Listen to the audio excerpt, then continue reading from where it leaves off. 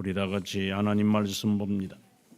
여호수아 8장 1절에서 9절, 30절에서 마지막 35절까지 교독하겠습니다.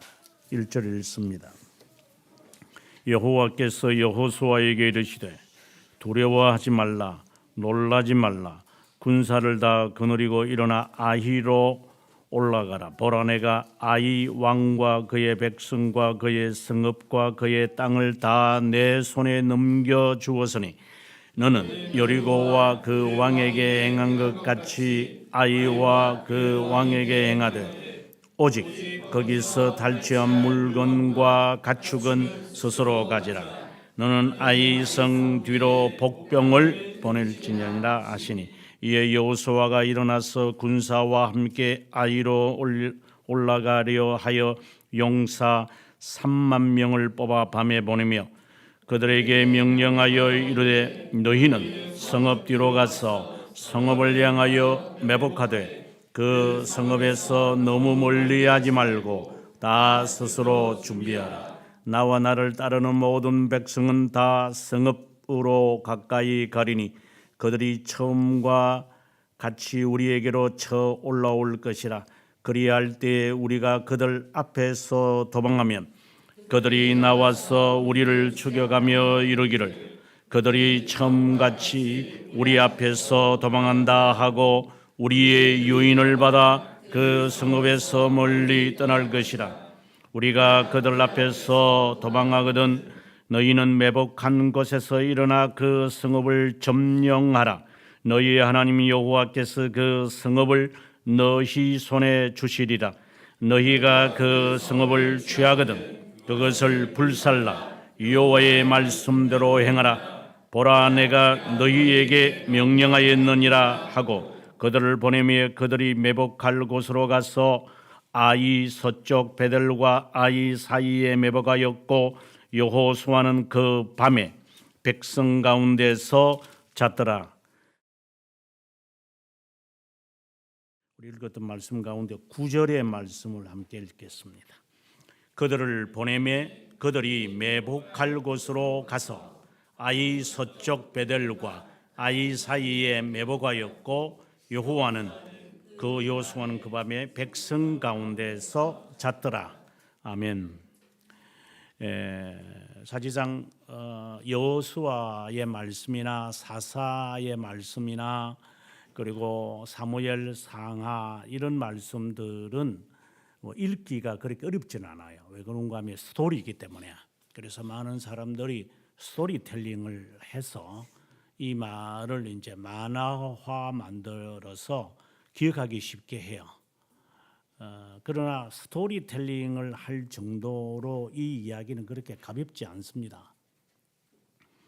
이 말씀들은 하나님의 의도와 신자의 삶을 우리들에게 사건을 통해서 하나님이 보이시는 것이기 때문에 그 의도를 파악하지 못하면 앞서 말씀드린 대로 스토리텔링의 이야기거리, 그냥 하는 이야기, 참 재미있는 이야기, 그거로 끝나고 말고 현실적이지 않는 부분이 있습니다. 또 오늘의 이 말씀을 또 잘못 해석을 해서 오늘 이제 아이성을 이제 이기는 장면, 그 전에 우리가 6장에서는 여리고성을 무너뜨리는 이러한 그 히로, 영웅적 이런 그 삶이 마치 우리들에게도 일어나는 것처럼 좀 쉽게 생각하는 것 같아요. 마치 걸프 전쟁이 일어났을 때 사람들이 컴퓨터 게임하는 것처럼 사람들이 받아들이고, 요즘에 그 게임들이 컴퓨터 게임들을 아이들이 하도 좋아하다 보니까 세상의 현실을 가상화 만들고, 이제 나중에는 뭐 블랙버스라든가 뭐 그런 걸 해서 뭐 앞에다가 AV와 같은 거 갖다 붙여가지고 실제로 일어나는 것처럼 그러한 가상 현실을 현실로 만들고자 하는 이런 못된 이 돈독이 오른 자들, 그런 가상현실과 같은 기계가 없으면은 어때요? 그것이 인간에게 도움이 되는 게 뭐 있어요? 그것이 마치 이 신시대에 접어드는 것처럼 그렇게 망상을 불어넣는 자들과 그것에 매료되어 가지고 유행이 떨어지면은 나는 이 시대에서 벗어난 자라고 하면서 그러한 것에 관심을 갖는 게임을 하는 그런 그 쫄자들과 다를 바가 무엇이 있어요? 그런 가상 현실이 실제인 양 착각에 빠지는 인간들, 뭘 하나 제대로 하지도 못하면서 마치 그것이 컴퓨터에서 뭐 승리한 것이 승리한 것처럼 게임에서 점수 올라가면 그거 실제 점수인 줄로 착각에 빠지는 지금 이 비현실적으로 살아가는 이런 꿈속에서 살아가는 자들 같아요. 이 시대 자체가.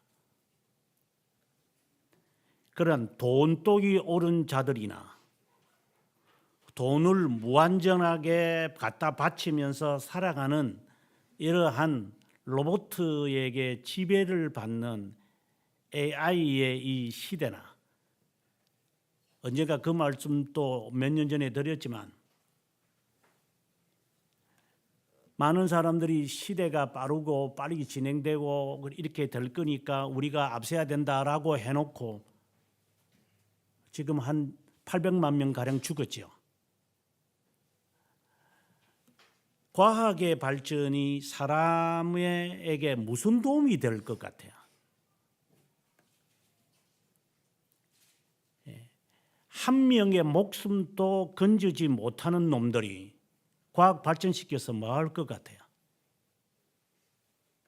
30분 내에 서울 부산 가보면 뭐 해요? 그것이 업적으로 지금 만들어내고 그것에 좀비들처럼 끌려가는 인간들. 우리가 오늘의 이 이야기를 우리가 접하면서 하나님의 이름으로 나가면 하나님이 여리고성 무너뜨린다. 그래서 땅 밟기 하는 선교 단체도 있고, 그리고 이것이 하나님이 나에게 주시는 것이다라고 하면서 가면서 어느 지역에 가가지고 땅 밟고 벽을 치면서 주여 주시옵소서 주시옵소서 이따위로 기도하는 그런 망상에 사로잡힌 그 깡시들처럼 현실적이지 않는 공상에만 치우쳐 있는 이는 허신을 따르는 그런 신앙생활을 하는 자들이 한국 교회에 구더기처럼 많죠. 이것은 이야기거리가 아니에요. 이거는 현실이에요. 하나님이 이렇게 이야기를 지금 여호수아부터 시작을 해서 사사기 이야기로, 그리고 사무엘상하 이야기로, 더 나아가면 이제 열왕기상하까지 이제 이야기들을 전개하시겠지만 무엇을 말하고자 하시는 것에 대한 분명한 것을 깨닫지 못하고 스토리텔링으로 해서 그것을 재미있게만 바라보고 가상현실을 조장한다면 그 사람은 책임을 가져야 돼요. 만약에 아이들에게 허상만 심어주는 부모가 있다면 그 대가를 치러야 돼요. 잘 될 거다. 그래서 신부 신랑 앉혀놓고 그래 너가 밤톨 탁 던지면 아들 놓겠네. 이런 말도 안 되는 허상에 빠져가지고 하는 이런 전래 동화의 이야기는 우리에게 사실상 아무런 필요도 없는 이야기들. 그냥 재밌죠. 재미로 끝내야지. 그것이 현실인 줄 알고 착각에 빠지는 사람들. 그래서 연속극에 나오는 연애하는 방식처럼 우리도 한번 연애해보자. 이제 연속국에서 연속국처럼 행동한다고 또 그걸 말하는 거 들으면은 이게 정신이 없는 애들이구나. 그래, 연속국의 그 주인공처럼 지가 행동하는 자들, 그것처럼 이렇게 예를 들어서 옷을 입는다거나 이러한 그러한 삶을 가진 자들이 오늘의 이 말씀은 현실이 아니라 가상으로 받아들이겠죠. 아니요. 실제로 받아들여야 됩니다. 오늘의 이 말씀의 제목을 정하면서 승리의 비결 이렇게 할까? 승리의 길 이렇게 할까? 이렇게 하려다가 승리의 삶이라는 제목을 붙였어요. 이건 삶이지 길이나 원리를 지금 우리에게 말하고자 하는 것이 아니다. 이렇게 살아가는 거다.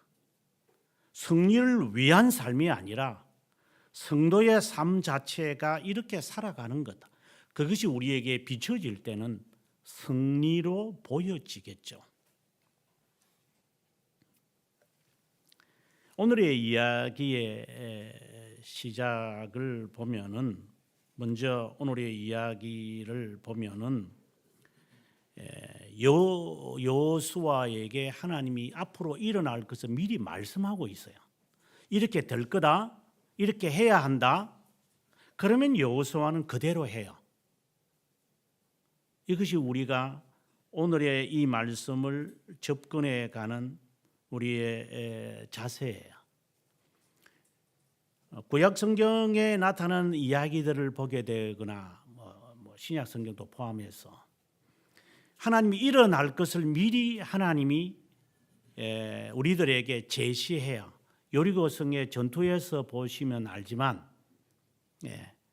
너희들에게 이렇게 일어날 것이니까 이렇게 해야 한다.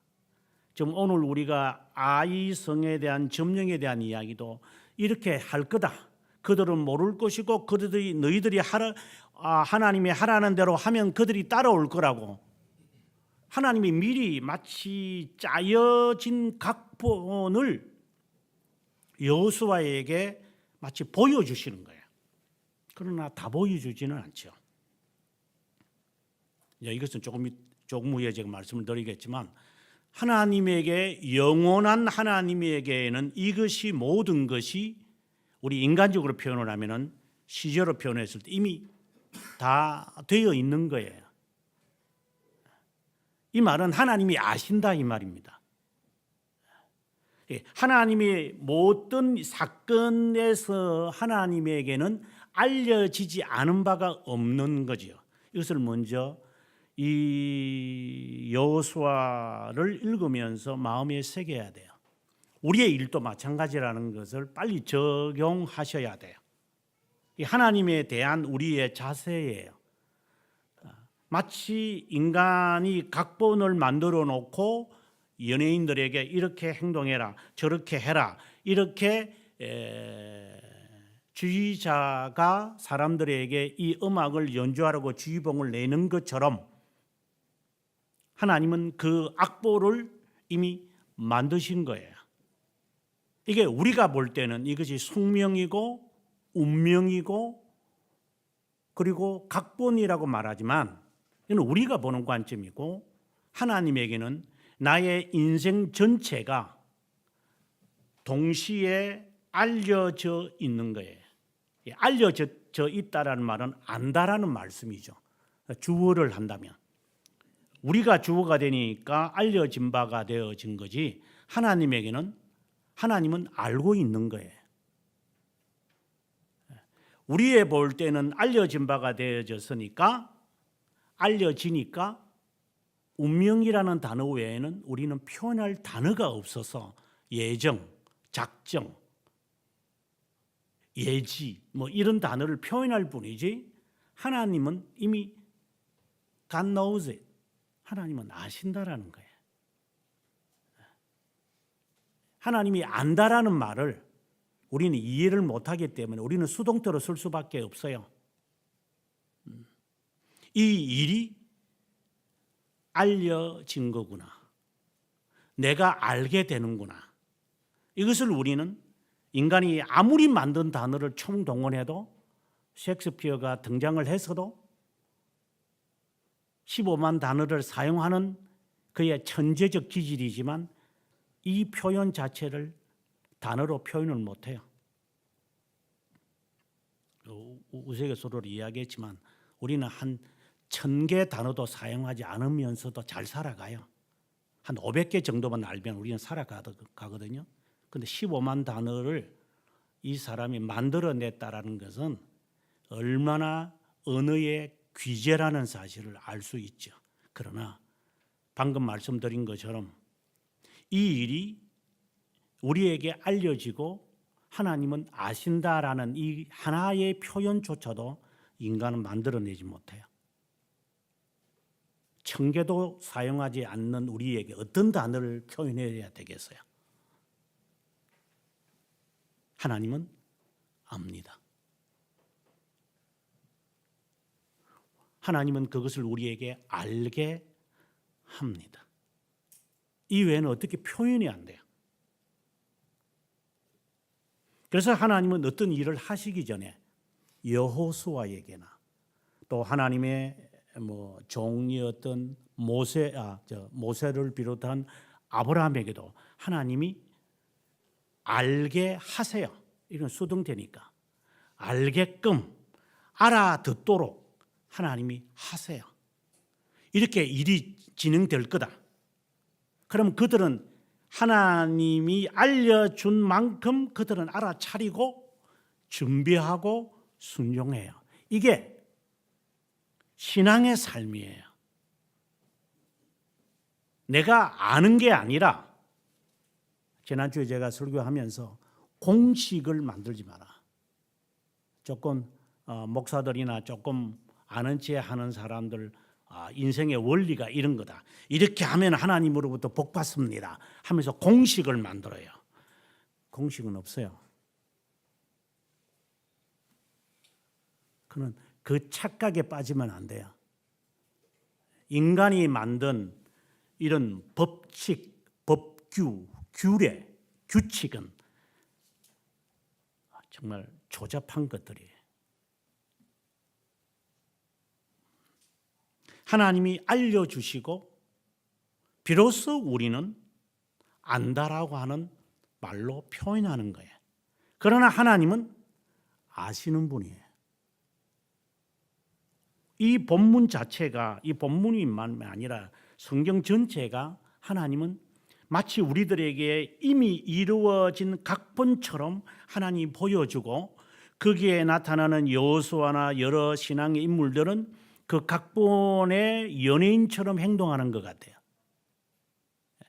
그래서 우리가 볼 때는 이거는 숙명이구나 이런 식으로 이제 셰익스피어보다 못하면 그냥 가만히 있든지.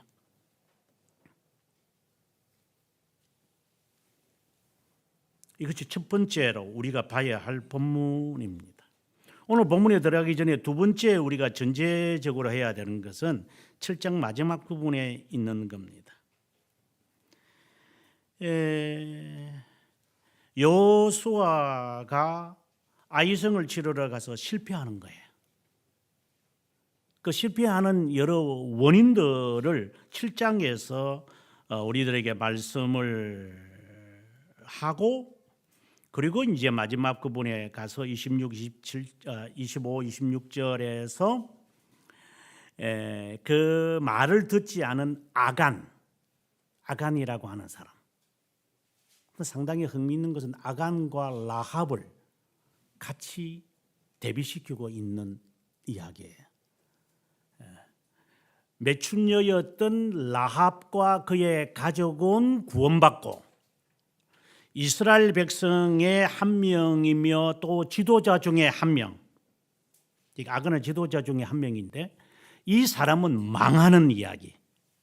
이 두 가문을 언급하면서 한 사람은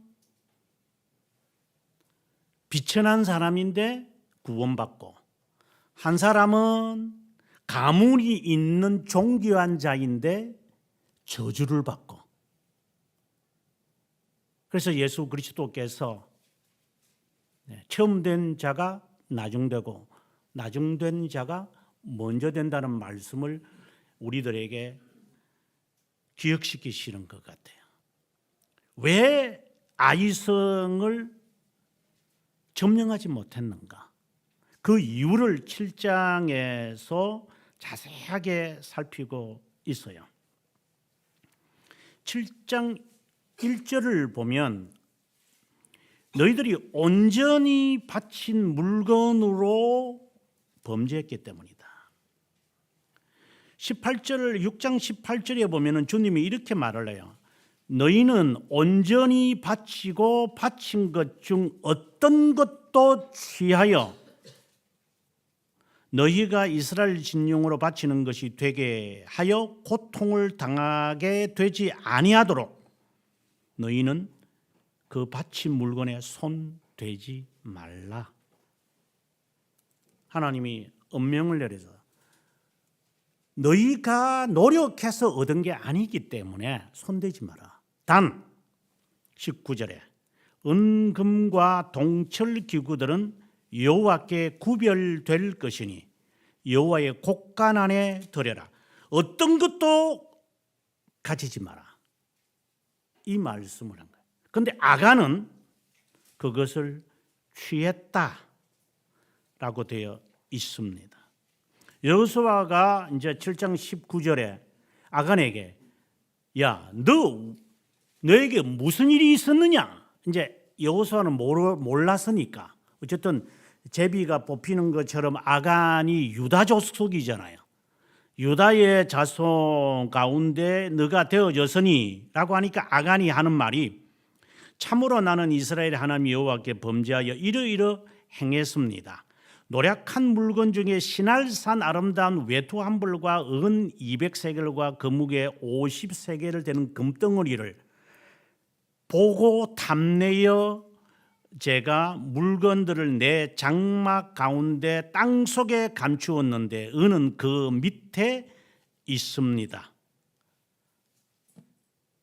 방금 6장 18절에서는 어떤 것도 취하지 마라.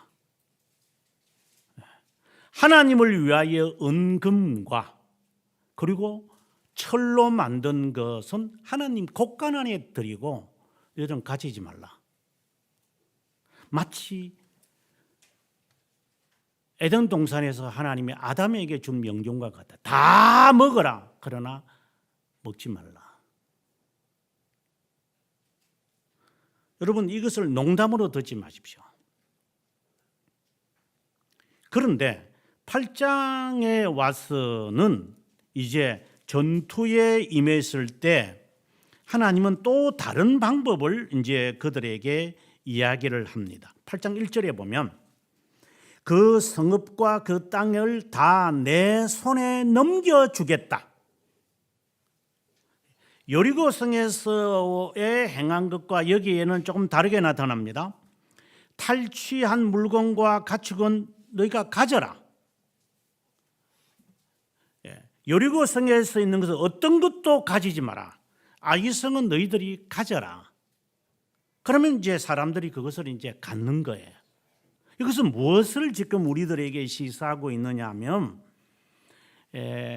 저주를 받는 길을 하나님이 먼저 7장에서 말씀하시고 8절에서는 복을 받는 길을 제시하시는 거예요.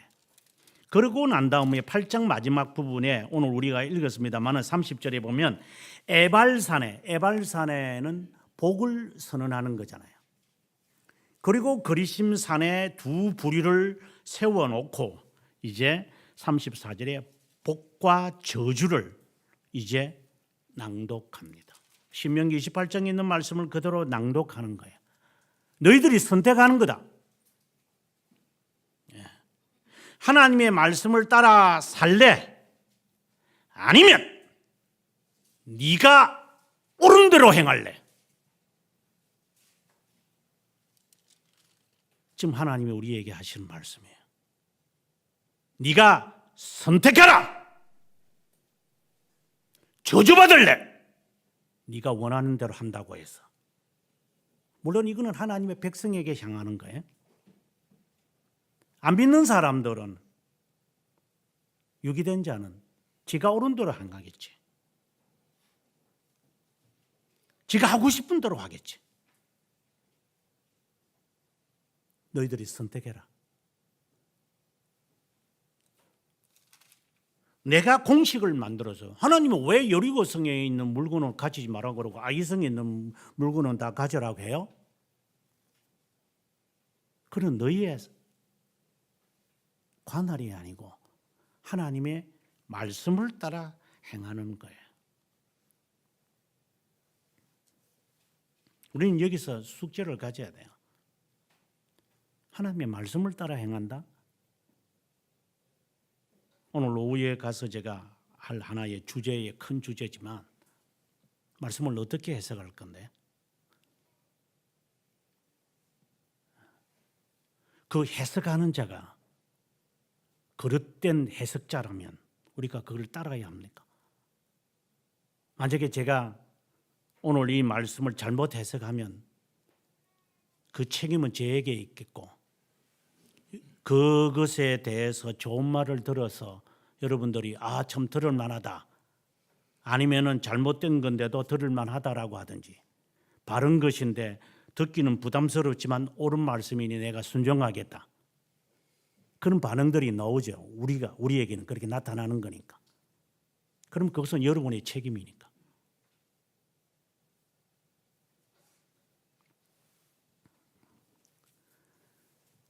복과 저주를 말씀하신 것처럼 모세에게, 신명기에, 이제 여호수아는 다시 한번 이것을 복과 저주를 선언하는 겁니다. 아이성에서 있었던 것에서 그들이 저주를 받는 이유들을 지금 몇 가지 우리들에게 말하는데, 2절에 보면은 여호수아가 여리고에서 사람을 베델 동쪽 베다울 곁에 있는 아이로 보내며, 자 1절에 보면 여호와께서 이스라엘 자손에게 진노하신다, 이미 선언을 해요. 완료형이에요. 그 진노를 하신 이유를 이제 설명을 하는 거예요. 이미 하나님은 이스라엘 백성에 이미 진노하신 거예요. 그 진노의 모습이 오늘 본문과 상당히 대조적인데, 오늘 본문을 미리 가본다면 9절에 보면은 여호수아는 밤에 백성 가운데 잤다. 전투를 앞두고 있는데 잠을 자요.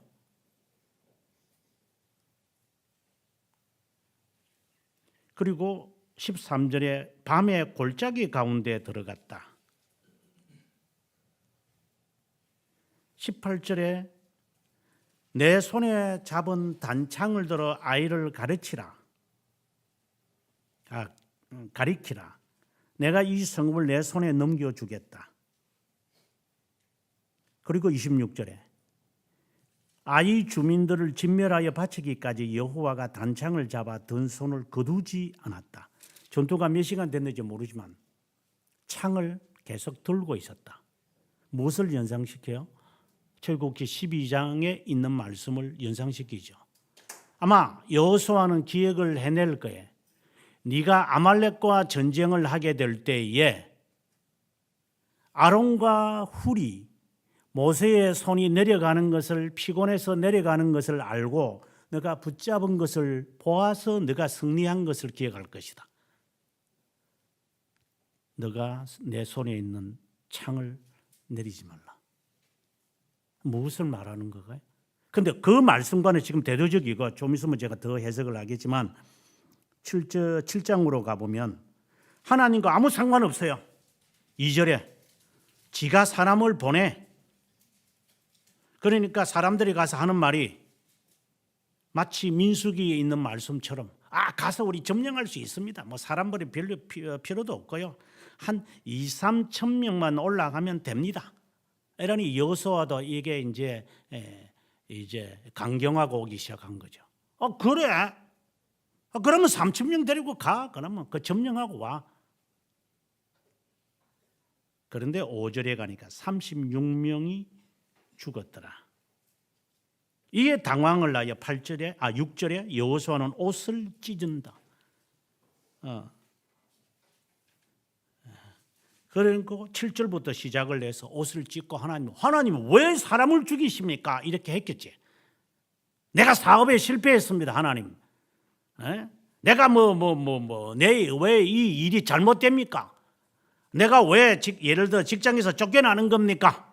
왜 제 아이가 왜 실패하는 겁니까? 낙마하는 겁니까? 이렇게 이제 일이 터지고 나니까 이제 하나님 앞에 뭐 회개하는 것처럼 옷을 쫙 집어째고 뭐 흉년 한번 멋있게 내겠지. 그때 주님이 10절에 하는 말이죠. 네 지금 뭐하노? 이 말이죠.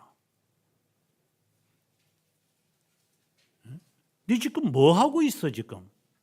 뭐 막 짓고 뭐 신나 뿌리고 불 붙이면 뭐 될 것 같은 건가?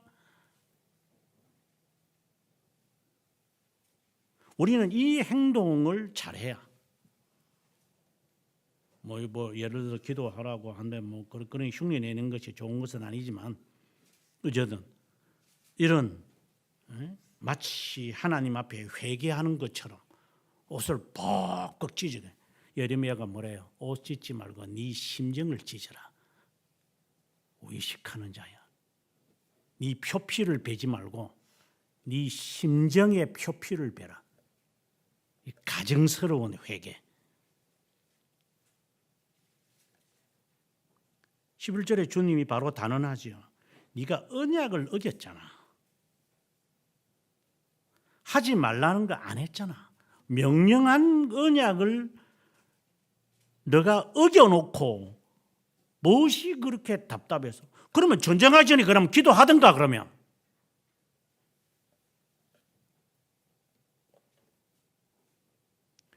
하나님께서 미리 완료형으로 하시는 것을 우리에게 제시하는 것을 우리가 미리 깨닫고 조심하기 위해서 우리가 기도 생활을 하고 하는 거 아니에요?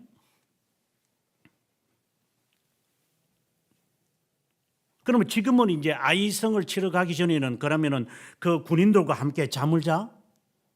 앞에서는 뭐 3천 명 데리고 가라니까 이제는 3만 명 데리고 가? 사람이 이제 바뀌기 시작하는 거죠. 어떤 일이든지 간에 너가 기도하면서 준비했다면 예상을 할 수 있는 것들이거든요. 그거 하지 않고 있다가 이제 일이 잘못되니까 벅벅 찢으면서 뭐 하나님 왜 이런 일이 나에게 생기는 거예요? 누가 잘못했냐? 마치 주님이 하는 너 지금 무슨 짓 하고 있어 지금? 우리의 모습이죠.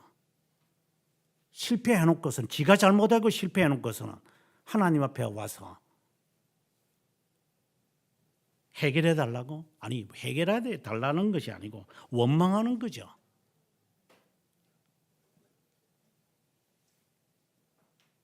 주님이 이제 하나하나씩 깨닫게 합니다.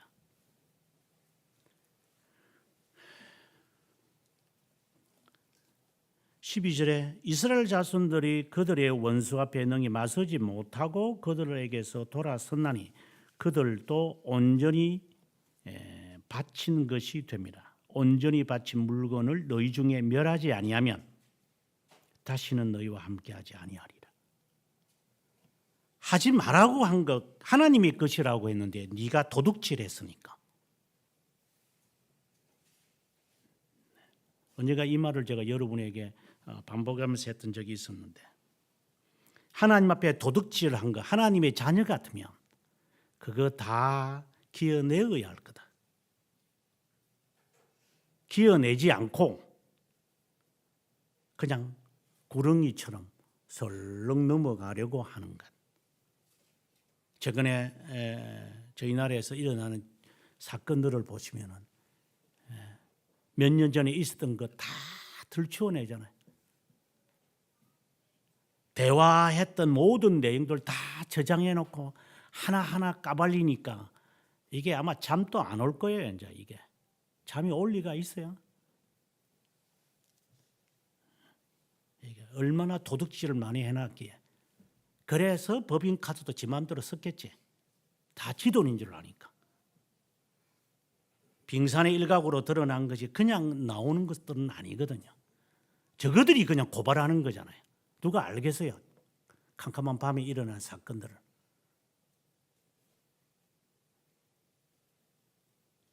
망해봐야 이제 아는가. 아, 이제 망하는구나. 큰 성 바벨론이요, 이제 망하는구나. 그걸 바라보면서 우리는 뭘 느껴야 돼요? 하나님이 다 들추어낼 거니까 그거 제거하기 전에는 내가 너희와 함께 가지 않을 것이다. 여러분 스스로 정리하셔야 됩니다.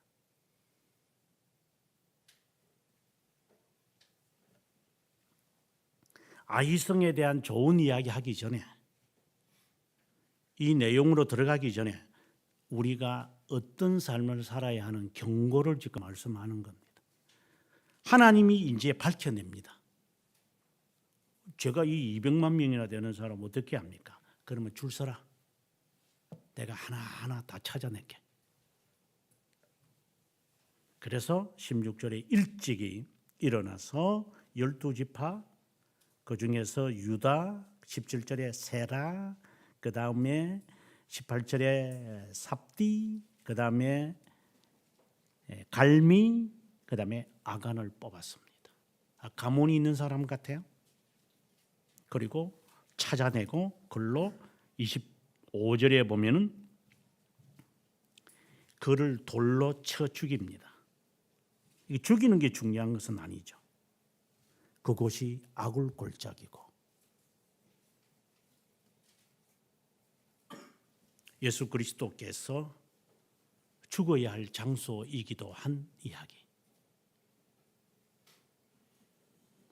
진노가 멈추어졌다. 그것이 아굴 골짜기다.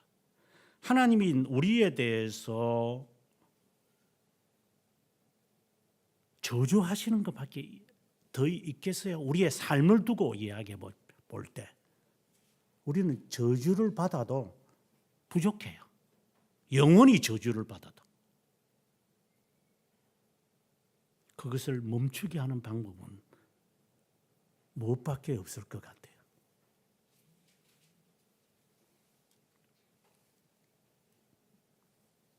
살아있는 것처럼 행동하지 마라 이 말입니다. 나는 죄인이 아닌 것처럼 행동하지 말라는 겁니다. 영원히 저주를 받아야 돼요. 우리는. 그 저주를 멈출 수 있는 길은 하나밖에 없어요. 나의 중보자 그리스도 예수가 저주를 받는 것 외에는.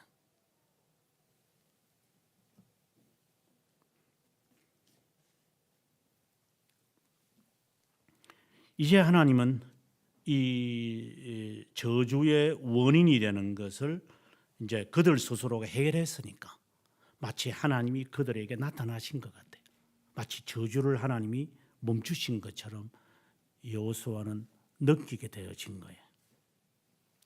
이제 하나님이 말씀합니다. 하나님에게는 완료형이라고 그랬어요. 내가 다 주마. 아이 왕, 그 백성, 성읍, 그 땅 내게 다 주마. 다 취해라. 이제는.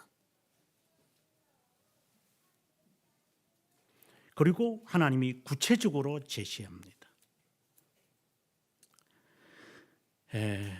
2절에 보면은 너는 성 뒤에 복병을 두어라. 이것이 아이성을 점령하는 아주 최고의 전략 같아요. 어떤 사람들은 뭐 기도하면서 하나님에게 전략을 받는다 그래요. 사업하는 사람들 하나님 지혜를 받고 이렇게 그렇게 하시겠죠. 다시 말하지만 공식 만들지 마세요. 하나님을 우리의 이 작은 두뇌 속에 가두지 마라 이 말입니다. 안셀무스가 그가 독백에서 하는 말, 하나님에 대해서 증명을 하고 알기 위해서 가장 위대하신 분 가운데서도 위대하신 분이지만 그 위대하신 분이 내가 알 수 있는 분이라면 그분은 위대하신 분이 아니고 내가 알 수 있는 위대한 분이 아니라면 내가 어떻게 알 수 있습니까? 그래서 저는 믿겠습니다. 라고 하는 결론에 이른 것처럼 나의 이 두뇌의 범주 안에 하나님을 가두지 마라 이 말입니다. 그는 3계명을 어기는 죄니까 공식을 만들지 말라고.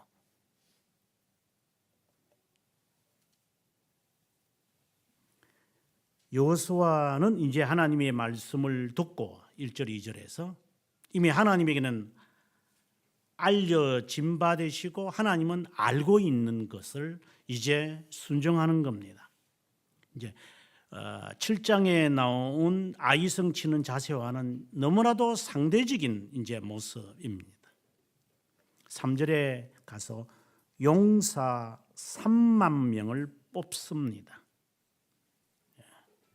7장에 가서는 3절에 가보게 되어지면 수고하지 마라. 이래서 2,3,000명만 보내면 되겠다 해서 3,000명쯤 보냈습니다. 이제는 10배를 보냅니다. 이것은 우리에게 주는 시사성이 많죠. 뭐 쉽게 말하면 방심하지 마라, 방종하지 마라, 조심해라. 하나님이 능력이 임하시면 이것만 해도 될 거야. 이렇게 함부로 말을 하지 마라. 나중에 이제 이 아이성을 쳐서 다 죽인 그 수가 3만 명도 되질 않아요. 그런데 3만 명을 보내요. 이것은 그가 얼마나 깨달았는지를 그는 알고 있어요. 성 안에 있는 사람들보다도 더 많은 수를 그는 복병으로 보내는 거예요. 그리고 5절부터 이제는 어떻게 일이 이루어지는지 하나님은 소상하게 그에게 알려줍니다. 이렇게 된다. 8절에 가서 성읍을 취하면 불살라버려라. 여호와의 말씀대로 행하라. 그대로 행하라. 이건 잊어버리면 안 됩니다. 언약의 백성으로 살아라. 늘 여러분들에게 말했다시피 요령 피우지 마라. 요령. 재간 부리지 마라. 주님 말씀대로 그냥 주님이 나를 움직이시려면 내가 재간을 부리지 요때 탁 움직이면 되겠지. 그런 촐랑거리지 마라. 하나님이 움직이시기는 경우가 될 때까지 기다려라. 우리가 사회에서 살다 보면 요령이 이게 요령으로 살아가야 되니까 세상은. 그래서 우리 잔머리를 잘 굴리니까 우리들은 그 작은 일은 해요. 그 바늘 도둑은 그렇게 해도 괜찮아요. 가게에 가서 감 하나 설렁 훔치고 그건 모르니까. 그리고 어디에 가서 이게 몰래 이렇게 가지는 거 그거는 아무렇지도 않게 행할 수 있어요. 하지만 그러한 것이 너를 이제 촐랑거리게 만들 거니까. 그래서 하지 말라는 거예요. 작은 죄라도 범하지 말라는 거는 그 죄가 나중에 큰 죄로 만들어가는 이제 첫걸음이기 때문에 아예 하지 말라 이 말인 거예요. 내가 행했는데 하나님이 벌 안 내리시네. 그런 요령을 피우지 마라 이 말이에요. 하나님이 그것을 모르고 있다라고 하는 것을 전제하기 때문에 그렇잖아요. 그래서 도둑질하는 거거든요, 우리가. 몰래 하는 거고.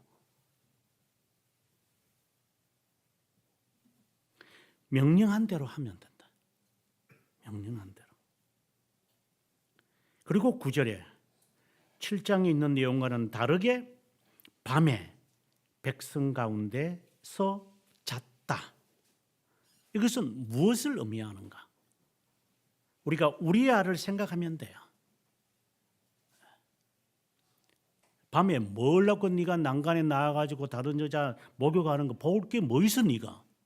지금 군인들이 지금 전투하고 있는데 지금 최근에 일어나는 것도 그런 거잖아요. 어떤 일이 뭐 세월호에서 사람이 176명인가 어린 아이들이 죽었는데 대통령 너 뭐 했노? 그것이 탄핵감의 시작이었잖아요. 지금 군사들은 지금 전쟁하러 나간다는데 대통령이 너가 지금 뭐 하고 있어? 지금 골프 치러 가 지금 네가? 한 가족의 가장은 죽었는데 대통령 너 3시간 동안 뭐 했어 너? 이게 지금 탄핵감에 지금 이 무서운 것이잖아요. 그것을 우리는 원망을 드러내지만 우리 자신에게 너가 하나님의 일을 종사한다고 하면서 너 뭐 했어? 어떻게 하는 거야 네가? 어떻게 해야 된다고 생각이 드는 거야? 하나님의 사람으로 살아가는 게 뭐냐고.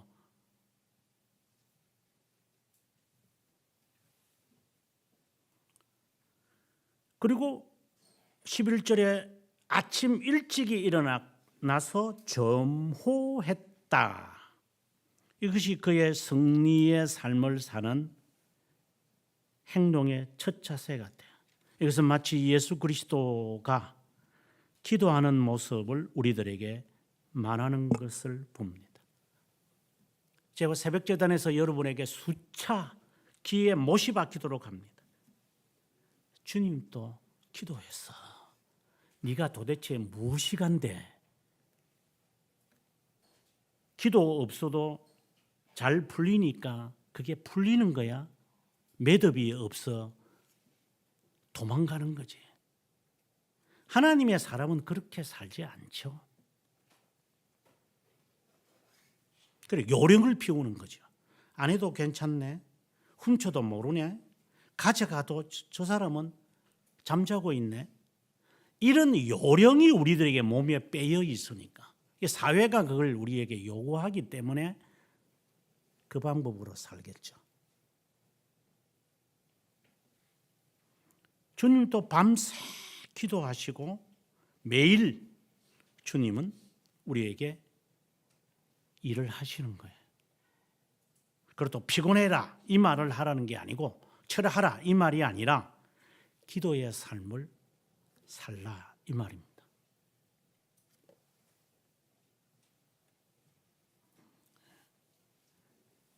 내가 기도하기 위해서 날 일찍 자야 되겠습니다. 그런 삶을 살아라 이 말입니다. 설교 시간에 꼬박꼬박 자는 꼬마에게 제가 말했어요. 일찍 자라. 9시 전에 자라. 그러면 9시에 잠을 자면 적어도 7시간은 자잖아. 그런데도 꼬박꼬박 잠자면 네에게 문제가 있는 거야. 인간이 7시간을 잤는데도 아마 극도의 피곤을 올렸을 때는 그건 어쩔 수 없어. 그러나 꼬박꼬박 잠잔다는 것은 뭔가 너에게 꼬박꼬박 잠 병아리는 그러면 그 키울 필요 없어요. 좀 있으면 그냥 죽어요. 그는. 신자의 삶은 아니 내가 하나님의 백성으로 승리의 삶을 정말 살고 싶은가? 긴장 풀지 말라. 기도해라. 기도 안 해도 하나님께서 잘 해내려 가신다? 요령 피우지 마라. 하나님의 자녀 같으면 하나님 그냥 두지 않을 거다. 하나님의 자녀가 아니기 때문에 하나님 내버려 두시는 거다. 죄가 없어서 하나님께서 보복하지 않으시는 것이 아니다. 내버려 둔 자이기 때문에 하나님 가만히 두시는 거다.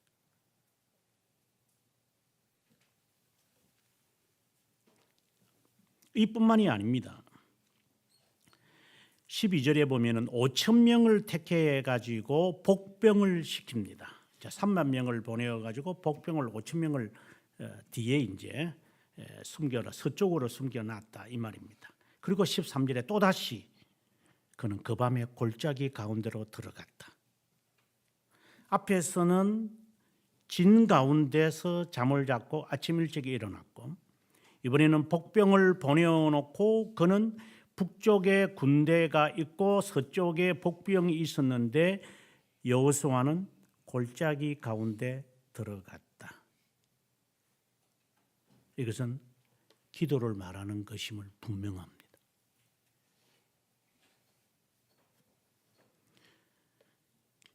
기도하지 않는 자에게 일어날 일은 모릅니다. 기도하면 하나님이 일어날 것을 알게 한다 이 말이 아니라, 기도하는 자는 재빨리 그 원인과 요인을 파악하여 빨리 되돌았습니다. 그러면 기도하는 사람은 뭐 괜찮겠네요. 제가 말하는 것은 형식을 말하는 거 아닙니다.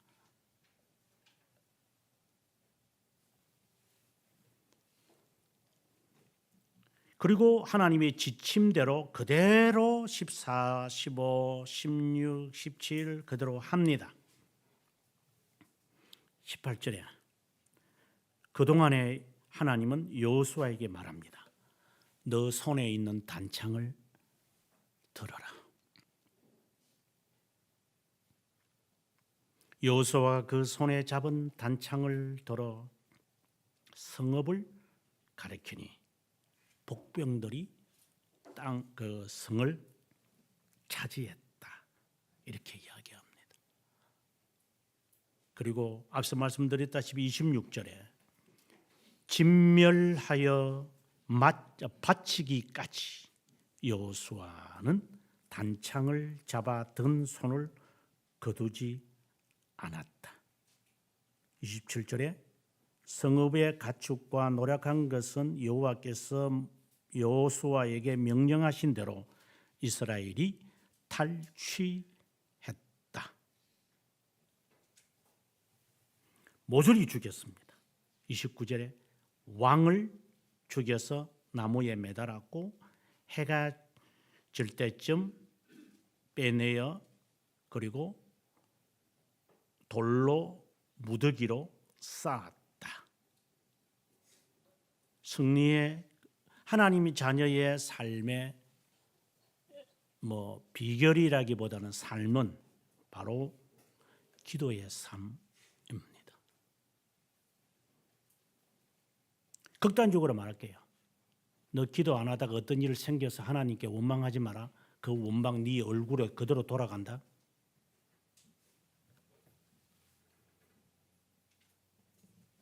이는 극단적인 이야기입니다. 하나님의 자녀라면 기도의 삶을 살 거다. 이건 삶을 말해죠. 이는 비결이 아니에요. 그냥 자연스러운 거예요.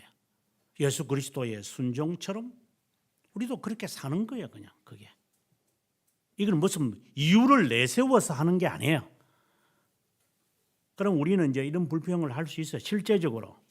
그러면 기독교인들 그러면 개인의 삶은 어디 있어요? 이렇게 하는 사람들이 있는데 그건 거짓말이에요. 정말 삶이 없습니까? 기도를 못할 만큼 바쁩니까? 기도를 못할 만큼 힘듭니까? 그건 거짓말이잖아요.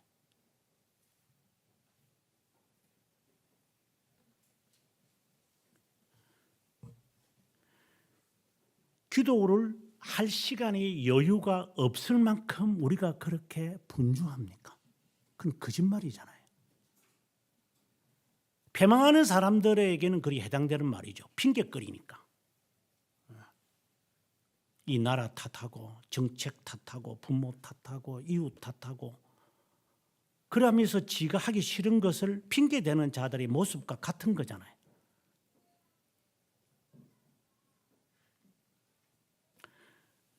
금요일에 그 친구 선교사님하고 만나서 30년 전에 만났던 사모님, 우리 집 사람은 이제 30년 후에 만난 사람들이죠.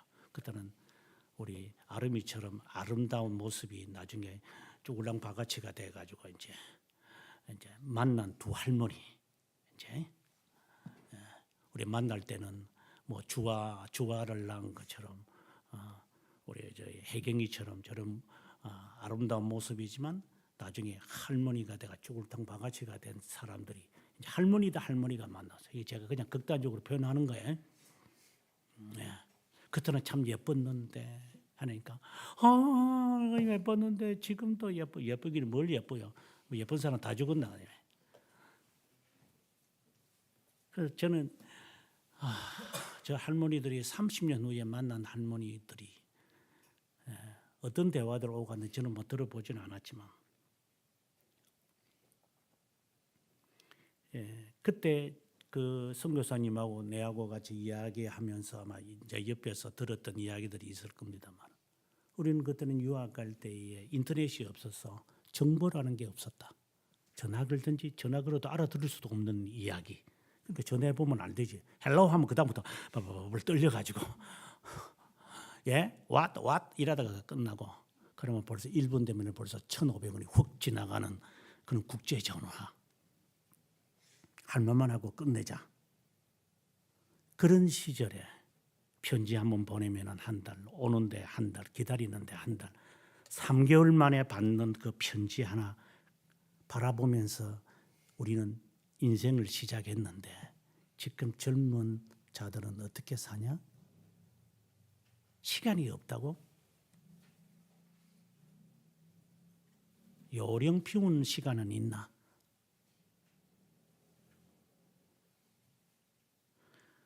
농담삼아 하는 이야기지만 지금 저는 유튜브에 저렇게 영어를 들을 수 있는 기회가 이렇게 있다면 저는 여기에 살지 않았고 아마 제가 어떻게 변화됐는지도 모르겠더니 과거를 가정하면 안 되지만 이렇게 형편이 좋은데도 안 돼? 영어 들을 수 있는 길은 딱 하나밖에 없었어요. FKN. 그것도 12시에 시작을 해서 밤 9시 되면 끝나는 것. 영어를 들을 수 있는 유일한 방법. 지금은 깔려있는 게 영어다. 그래도 안 된대요. 게으름병이지 그게 정상인이에요. 그게. 그냥 비교하는 거예요. 기분 나빠도 어쩔 수 없어요. 고시에 합격한 사람들의 이야기를 들으면 고시촌에서 공부하는 게 아니라 흙수저로 태어나서 열심히 한 사람들의 이야기 들으면 새벽같이 우유 배달을 하면서도 버섯간에 타서 꼬박꼬박 잠자는 것이 아니라 책 읽어야 하고 밥을 먹으면서도 인터넷 스마트폰 보는 게 아니라 책을 읽으면서 공부해야 되고 자면서도 그걸 보고 자야 되고 얼마의 간절함으로 그걸 했느냐. 지금은 시간이 없어요. 한 30년 정도 하면 거슬러 가서 한번 살게 해볼까? 되는지 안 되는지. 멀어서 못 옵니다. 1시간 걸려서 걸어와서 그러면 새벽기도 온 거는 뭐야 그러면은. 게으름 자들이고 요령을 피우는 놈들이니까 그런 말을 하는 거지. 30년 전만 거슬러 가도 그 말 못해요.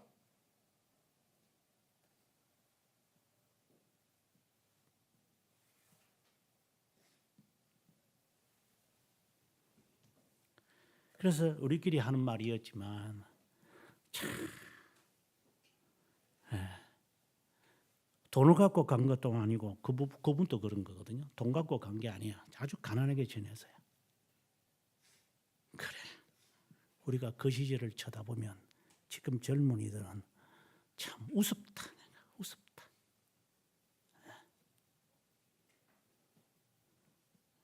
올챙이 뒷다리 띵하고 나오면서 하는 모습이 우스운 것처럼 우습다. 핑계대고 이유대고 요령 피우는 것이 몸에 빼여 있는 세상이다 보니까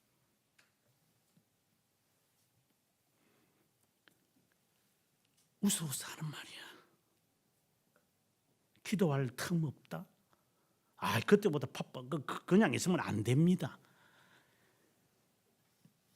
내일 일은 하나님께 있는 거지. 네한테 있는 게 아니다. 네 아무리 그래도 될 기 되고 안 될 걸 안 되는 게 아니다.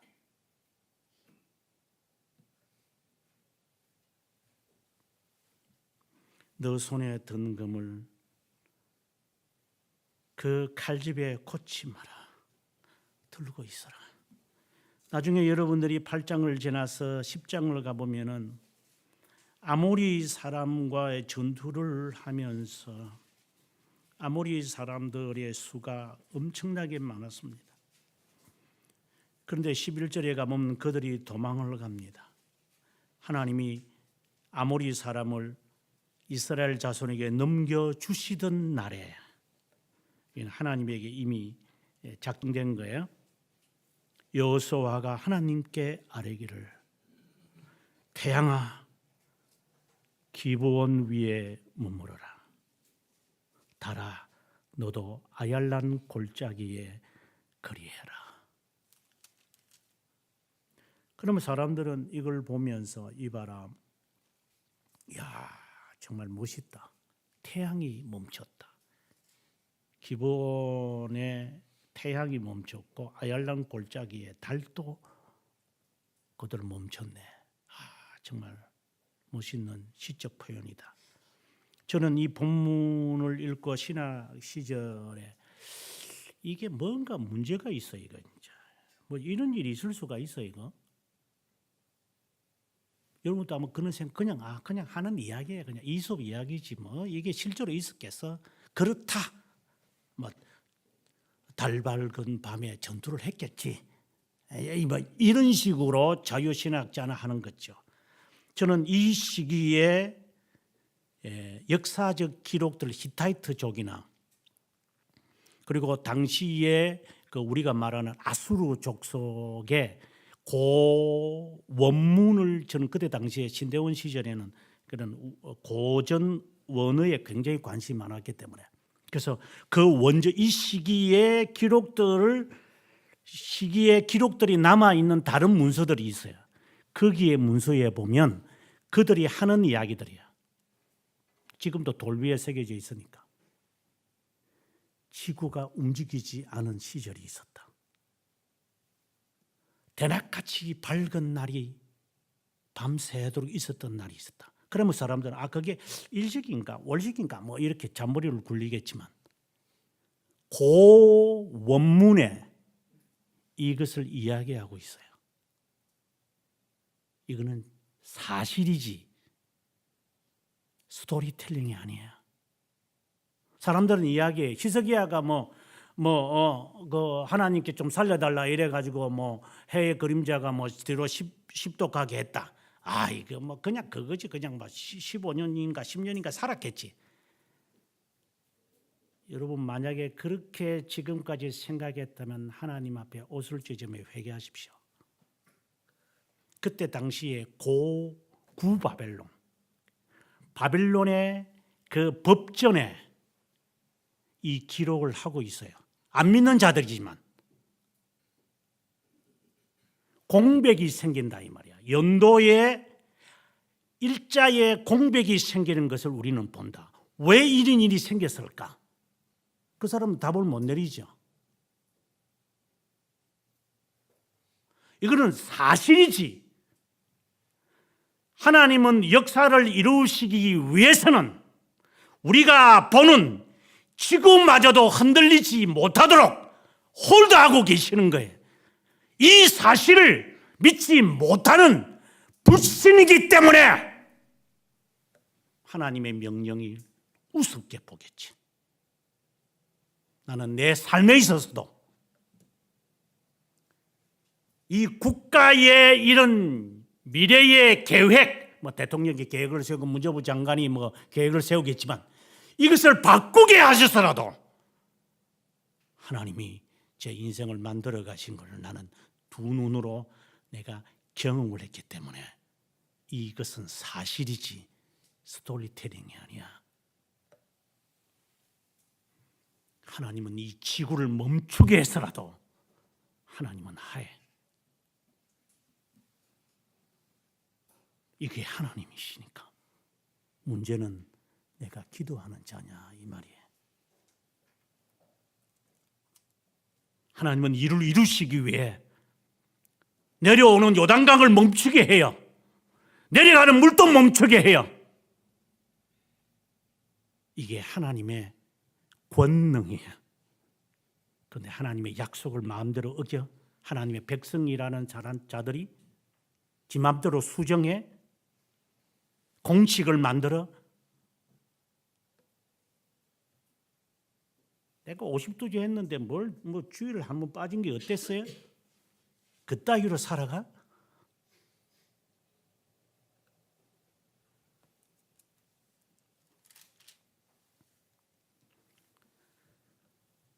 내 손에 든 금을 걷지 말아라.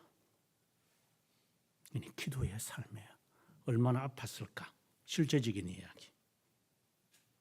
그래서 교회가 필요한 거고. 저는 아직도 그렇게 기도 생활을 많이 하지 못하고 말씀을 깨닫지 못해서 저는 도움이 필요합니다. 그래서 좌충우돌을 할 거니까 스승을 제대로 만나서 교훈을 따라 살아가라고 하는 거잖아요. 그것도 싫다는 거고 이제는.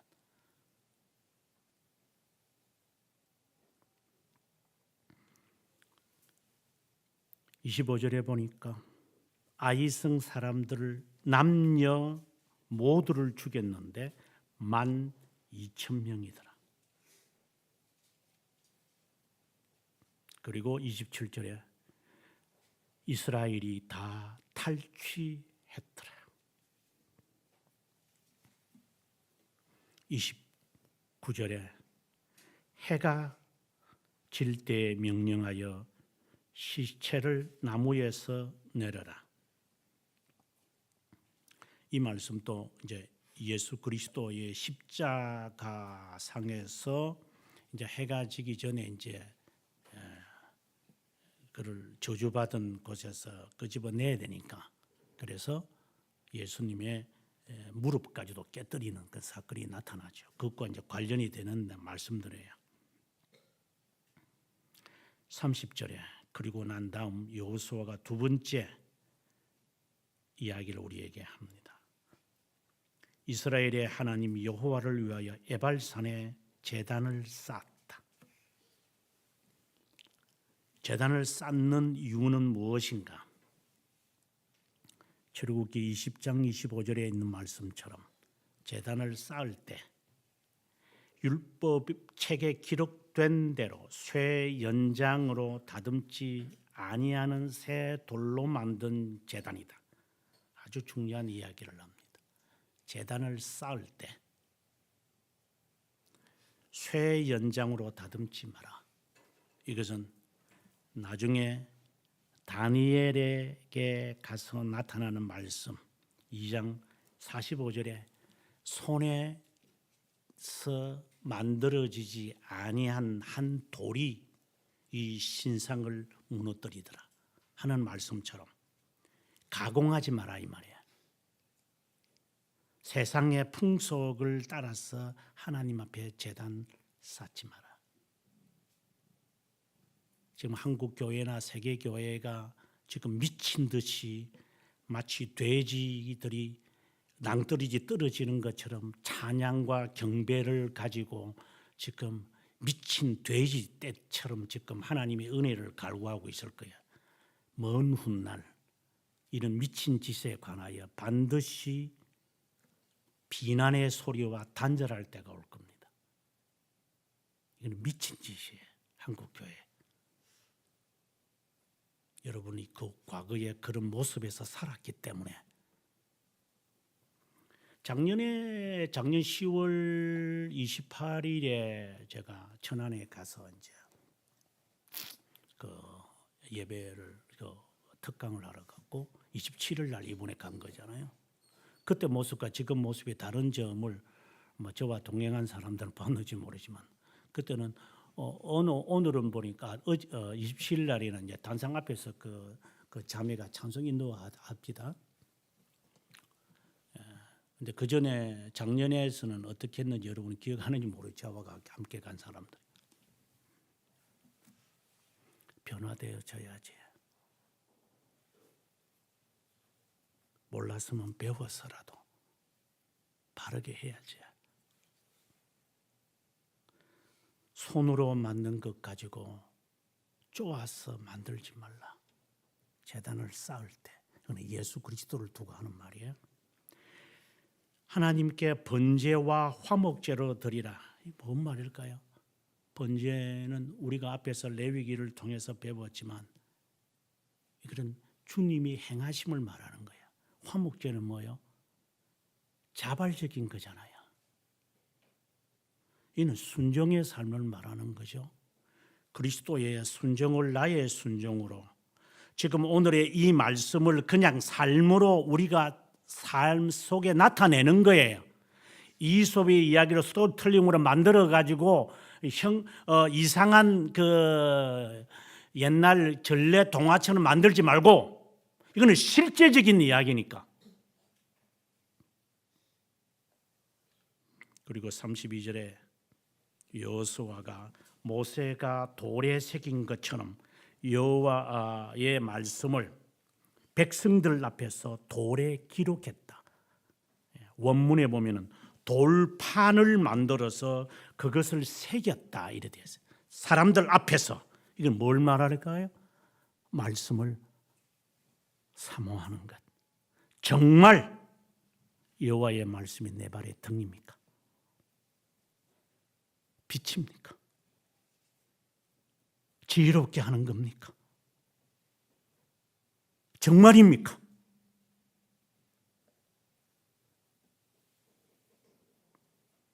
그리고 온 33절 온 이스라엘 심지어 본토인만 아니라 이거는 가난한 사람들을 말해요. 이방인까지도 언약의 백성으로 삼기 위해서 언약궤를 맨 레위 사람 제사장들 앞에서 궤의 좌우편에 서라. 절반은 그리심, 절반은 에발산 앞에 서라. 모세가 복을 내린 것처럼 여호수아도 복을 내립니다. 축복과 저주를 낭독합니다.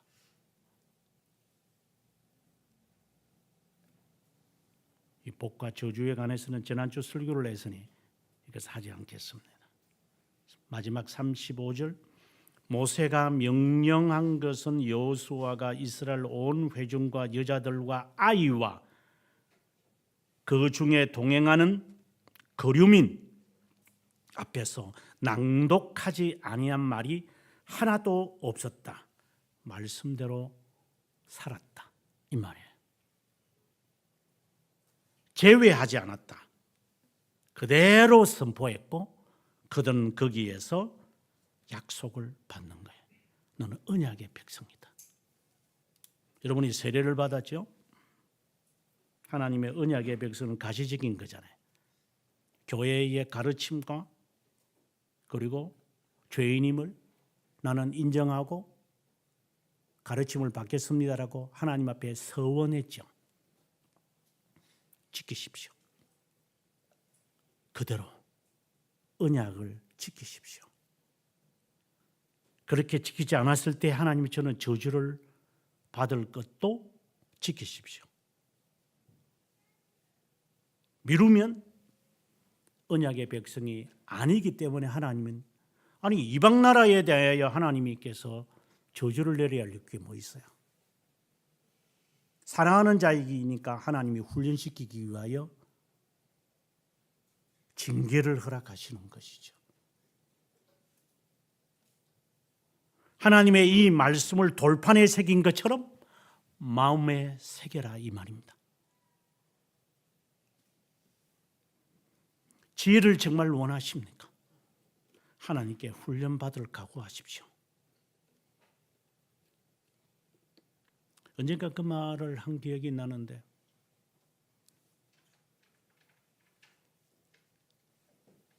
고등학교를 졸업하고 시험 치지 않고 제가 고신대학, 그때는 고려신학대학이었어요. 그때 당시에는 들어갈 때는 제가 나중에 이제 고신대학교라고 이제 바뀌어졌는데 고신대학이었죠. 그러다가 이제 귀국하니까 고신대학교가 되었는데 하나님, 저 이제 공부 시작합니다. 저는 머리도 둔하고 제가 그렇게 잘난 것도 아닙니다. 하지만 제가 열심은 하겠습니다. 하나님과 약속합니다. 하루에 15시간 공부하겠습니다. 하루하루 체킹을 하면서 나는 처음부터 시작한다 하고 중학교 1학년 책부터 고등학교 3학년의 책까지 그 교과 수업을 그대로 혼자 공부하면서 저는 따라가서요. 하나님, 저 열심히 하겠습니다. 남이 잘 때, 남이 놀 때, 남이 할 때 저도 합니다. 다른 거는 못하지만 내가 죽도록 제가 따라가는 것은 제가 할 겁니다. 성실하겠습니다. 그러고 난 다음에 시험에 아주 좋은 성적이 나와서요. 뭐 지금 학력고사라 그러지만 그래 마음의 한구석에 법대 가고 싶다. 성적이 나오니까 기분 좋죠. 아니면 영문학과를 갈까? 요령이 이제 생기는 거죠. 그때 마음속에 너가 뭐 때문에 공부했느냐? 인생을 왜 1년을 바쳤느냐? 학교 가기 위해서죠.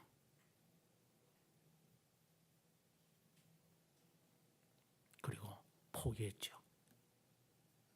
그리고 이제 저희 학교가 이제 3차였는데 1차, 2차를 그대로 놔두고 3차에 갔죠. 그래서 저는 개인적으로 좋은 성적이었으니까 장학금 받는 줄 알았어요. 그렇죠? 장학금 받을 걸로 생각했는데 장학금을 발표를 안 하는 거야. 그러니까 얼마나 좌절이 되는지 막 그냥 괴로운 거예요. 그냥 그날 집에 오면서 그냥 하나님, 제가 1차, 2차까지도 제가 포기하고 말이죠. 그 갈 수 있는 모든 학교를 다 포기하고 말이야. 우리 흔히 말하는 저 구석에 처박혀 있는 콧대가리 같은 학교에 제가 원서를 냈는데 하나 장학금이라도 좀 발표를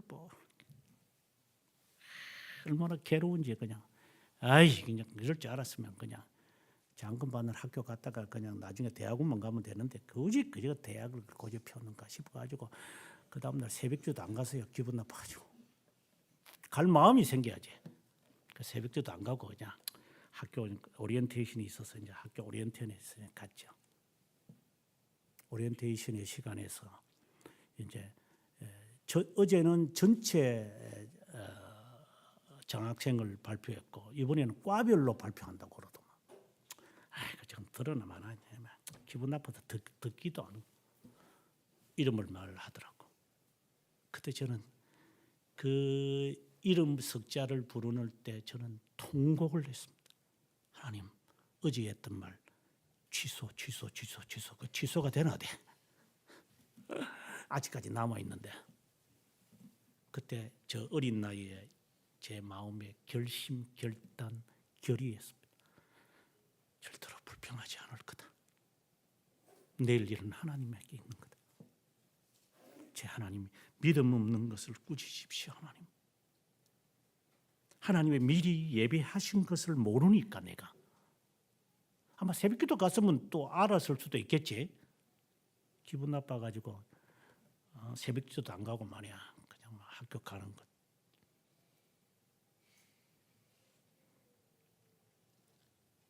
불과 40년 전의 이야기지만 그것은 내 신앙의 지침이 되었습니다. 내 일은 내가 한다. 이 세상의 구조를 바꾸서라도 하나님은 하신다. 기도의 삶을 살아라. 말씀을 읽어라. 그래서 저는 대학에 가자마자 성경을 제 나이만큼 읽어야 되겠다 해서 저는 2년 안에 제 나이별로 성경을 다 읽었습니다. 이 자체는 중요한 게 아닙니다. 그냥 제 결의를 말하는 겁니다. 당신들이 하는 그 게으름보다도 어떻게 살아가는 사람들이 있다는 말을 제가 하려고 하는 겁니다.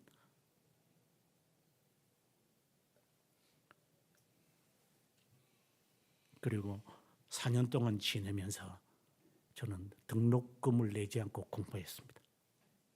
하나님이 예배하신 걸 저는 몰랐습니다. 어떤 걸 택하랍니까? 네가 네 인생을 계획하고 실천하고 네 말 들을래. 언약의 백성으로 하나님 말씀 들으면서 지금 요령 피우지 않고 바보같이 세상처럼 사람이 볼 때는 바보겠지. 그렇게 살아갈래. 거리심산에 서 있을 겁니까? 복의 산인 에벨산에 서 있을 겁니다. 하나님의 법궤 앞에서 여러분 스스로가 선택하십시오. 결단하고 결의하고 결심하십시오. 나는 기도의 삶을 살겠습니다. 나는 하나님의 말씀을 내 심정판에 나는 새기며 살 것입니다. 내가 살아도 주를 위하여 죽어도 주를 위하여 살겠습니다라고 고백을 하며 살 겁니까? 아니면은 내 욕망과 내 야망을 이루기 위하여 하나님의 약속과 언약과 명령을 땅에 파묻는 아간이 될 겁니까? 둘 중에 하나를 선택하며 살아갈 것입니다.